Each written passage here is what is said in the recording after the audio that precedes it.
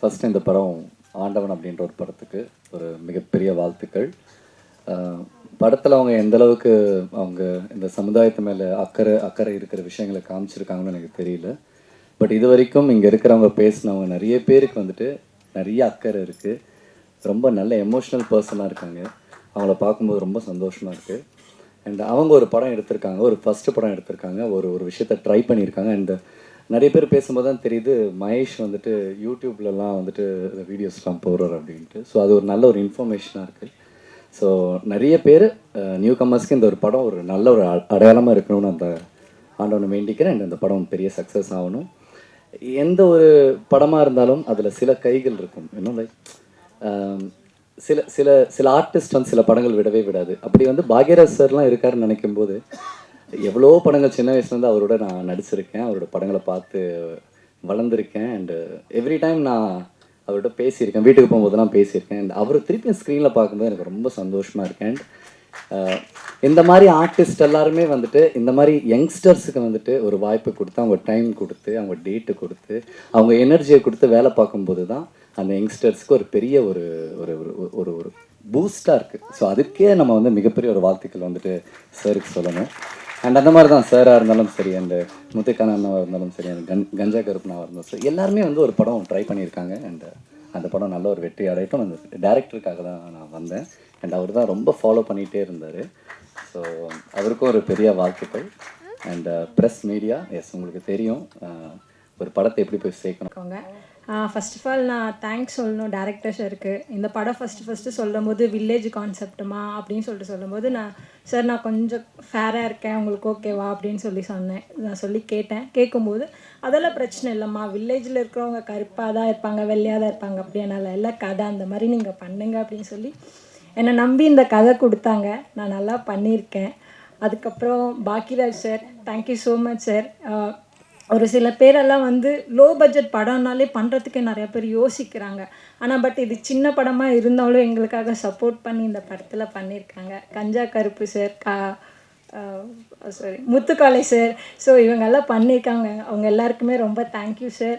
ஏன்னா வந்து ஒரு சில பேர் வந்து பண்ணுறதுக்கே நிறைய பேர் யோசிக்கிறாங்க. வில்லேஜ் கான்செப்ட், லொக்கேஷன் ரொம்ப தூரமாக இருக்கும், போய் பண்ணணுமா, கரெக்டாக இருக்குமா, படம் ரிலீஸ் பண்ணுவாங்களா அப்படின்னு சொல்லி நிறைய பேர் யோசிக்கிறாங்க. ஆனால் பட் சின்ன படம் அப்படின்னு பார்க்குறத தாண்டி அந்த படத்தில் என்ன கதை இருக்குது அப்படின்னு யாருமே பார்க்க மாட்டேங்கிறாங்க.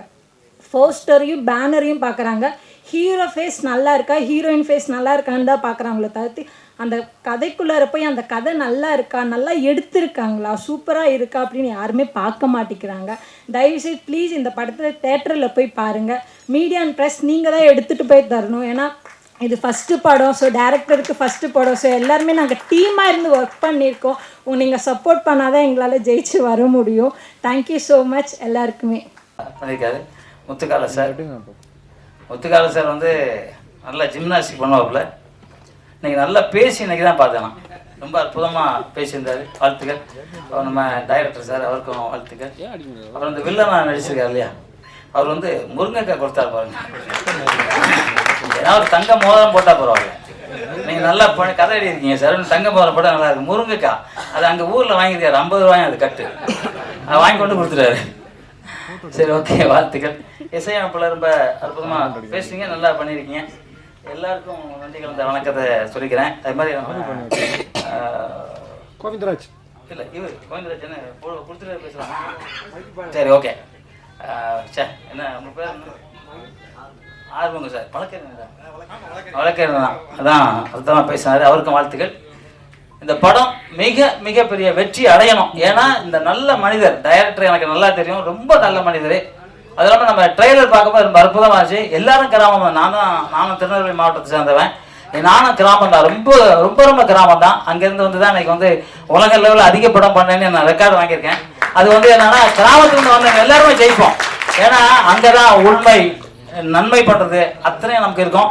இங்கே இருக்கிற 99 பேர் கிராமத்தில் தான் இருப்பாங்க, யாரும் சிட்டி. ஏன்னா சென்னையே வந்து கிராமம் தான், இப்போ தான் சிட்டி ஆயிடுச்சு. அப்போ கிராமம், நான் வரும்போதே கிராமம் தான் அது. ஸோ அதனால் கிராமம்ங்கிறது எதுவும் மட்டம் கிடையாது. கிராமத்தில் வந்து என்ன செய்வாங்க, எல்லாமே நம்ம ரோட்டில் படுத்திருப்போம். நான் வந்து வீட்டிலலாம் படுக்க மாட்டேன், வெளியே தான் கட்டில் போட்டு நார்கட்டில் இருக்கும், அதை போட்டு படுத்திருப்போம்.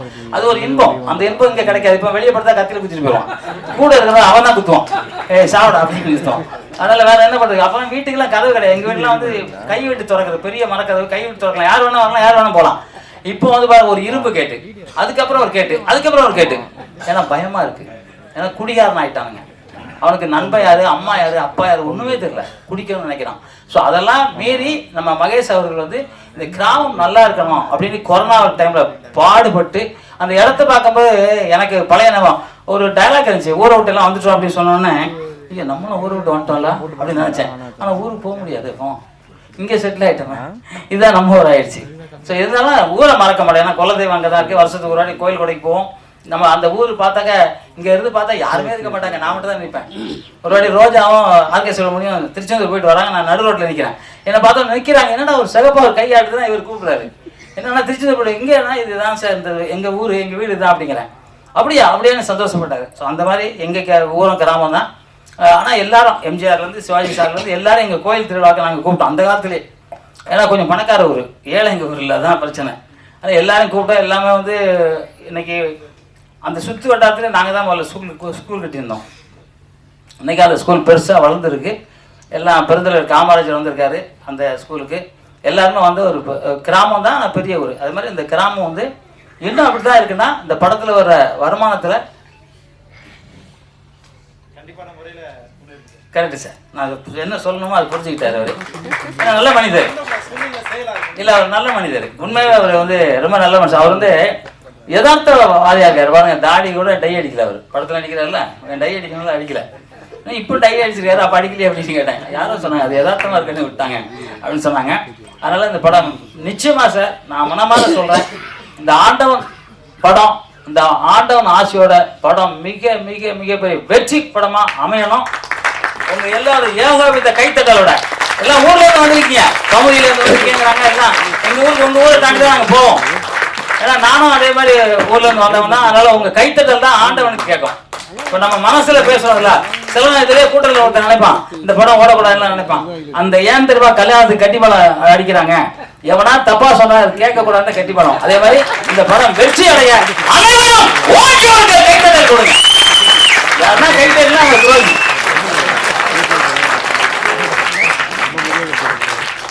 அதுக்கப்புறம் ஏற்கனவே சொன்னேன், இந்தியாவில் உள்ளவங்களை வந்து இவரு நம்ம நேதாஜி ரொம்ப அற்புதமா பேசியிருந்தாரு. அவருக்கு வாழ்த்துக்கள் சொன்னா தூண்டி விட்டாரு என்ன. நான் வந்து தமிழ் மேல இந்தியன் ஆக்கி விட்டாரு. இல்ல போன வாட்டியே நான் இந்தியன் ஆகிட்டேன். ஏன்னா நம்ம நாட்டை எவன் தொட்டாலும் சரி, அவனை செருப்பால மட்டும் இல்ல, அருவால மட்டும் இல்ல, துப்பாக்கியால மட்டும் இல்ல, அணுகுண்டு கூட போடலாம். நம்ம நாடு வந்து அமைதியான பூங்கா நாடு. நம்ம இந்தியா வந்து யாருமே நமக்கு எதிரி இல்ல, வந்தாரை வாழ வைக்கும் நாடு இந்தியா. இன்னைக்கு பாகிஸ்தான்ல வந்து இங்க வாழ்ந்துட்டு இருக்காங்க, இங்க குன்றத்தூர்ல வாழ்ந்துட்டு இருக்காங்க, நூற்றுக்கணக்கான பேர் குன்றத்தூர்ல. ஏன்னா நம்ம அதெல்லாம் விட்டுறோம். ஏன்னா நம்ம அதிகாரிங்க இருக்காங்கல்ல, இது வந்தா போதும், எப்படியா போங்கடா வாங்கிட்டு அவங்க ரேஷன் கார்டு, ஓட்டர் ஐடி எல்லாம் கொடுத்து விட்டுறாங்க. இப்போ அங்கே அவன் வந்து ஜாலியாக இருக்கான். இதே பாகிஸ்தானில் நம்ம இருக்க முடியுமா? பாகிஸ்தானில் ஒரு குங்குமம் வச்சு தான் வெட்டுவான், நம்ம வெட்ட மாட்டோம். நம்ம இங்கெல்லாம் முஸ்லீம்லாம் நம்ம சகோதரர்கள், அவங்க வேற யாருமே கிடையாது. நம்மளோட உயிரில் அவங்களோட ஒரு உயிர். இப்போ நான் வந்து இந்த இப்போ ஒரு ரம்ஜான் வந்துச்சுல்ல, எல்லா முஸ்லீம் வீட்டிலேருந்து எனக்கு சாப்பாடு வந்துச்சு. அதெல்லாம் யாரு கொடுப்பா? அதனால் அவங்க நம்மெல்லாம் அண்ணன் தம்பிங்க, இங்கே பாகுபாடு இருக்கக்கூடாது. ஆனால் இளைய தளபதி விஜய் அவர்கள் மட்டும் இந்த தாக்குதலை கண்டித்து போட்டிருக்காரு. அவருக்கு ஒரு கைத்தட்டி தட்டலாங்க. ஆனால் மற்ற நடிகர்கள் யாரும் தமிழன் காசு சாப்பிடல, இந்தியன் காசு சாப்பிடல, பாகிஸ்தான் காசு சாப்பிட்டுட்டு இருக்காங்கன்னு நினைக்கிறேன். வேணா அவங்க யாரும் எதிர்ப்பு ஒரு குரல் கொடுக்கல. அந்த குரல் கொடுக்காத வரைக்கும் அவங்க எவ்வளோ பெரிய நடிகராக இருந்தாலும் சரி, அவங்க படம் பார்க்கறத நம்மளும் அவாய்ட் பண்ணணும். என்னை பொறுத்த வரைக்கும் நான் பார்க்க மாட்டேன். ஏன்னா நம்ம நாடு தான் முக்கியம். யாரோ ஒருத்தருக்கு வந்து நம்ம நாட்டில் வந்து பேசாமல் இருக்கக்கூடாது. இன்னைக்கு வந்து இந்திய நாட்டில் எல்லாருமே வந்து எதிர்ப்பு கொடுத்துருக்காங்க. ஆந்திரா பிரதேசத்தில் கொடுத்துருக்காங்க, கேரளாவில் கொடுத்துருக்காங்க. தமிழ்நாட்டில் ஏன் எதுக்காக கொடுக்கல?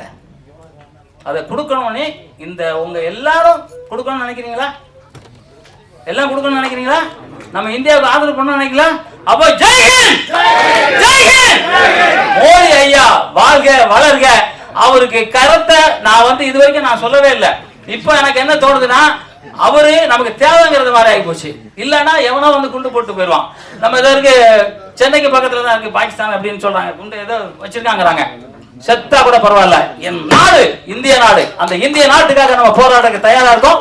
ஏன்னா விரட்டி விரட்டி நம்மளால அடிக்க முடியும். விரட்டி விரட்டி அவங்க ஆயுதம் நம்ம ஆயுதம் பார்த்தாங்கன்னா அவன் ஒரு நாள் கூட தாங்க மாட்டான். ஒரே ஒரு நாள், ஒரு மணி நேரம் கூட தாங்க மாட்டான். இருந்தாலும் நம்ம நாட்டுல பொறுமை கடைபிடிக்கிறோம். அந்த பொறுமை கடைபிடிக்க நம்ம நடிகர்கள் அதுக்கு முன்னாடி நிறைய நம்ம காசு சாப்பிட்டு இருப்பீங்கன்னு நினைக்கிறேன். எங்க காசை அவங்க எல்லாரும் வந்து அதுக்கு எதிர்ப்பு தெரிவிக்கணும்னு சொல்லிக்கொண்டு, உலகத்திலே பெரிய புண்ணியமான நாடு இந்தியா. அந்த நாட்டில் நம்ம பிறந்திருக்கோம். அதை விட புண்ணியமான உள்ள இருக்கு தமிழ்நாடு. தமிழ்நாடு தான் சித்த மருத்துவம், யோகா, நோக்கு வருமா, அந்த வருமா, இந்த வருமானம் அத்தனையும் நம்ம சித்தர்கள் கொடுத்துட்டு போயிருக்காங்க. அந்த தமிழ்நாடு வாழ்க, தமிழ் வாழ்க, தமிழ் வெல்க, தமிழன் வென்றே தீர்வான். நன்றி, ஜெய்ஹிந்த்.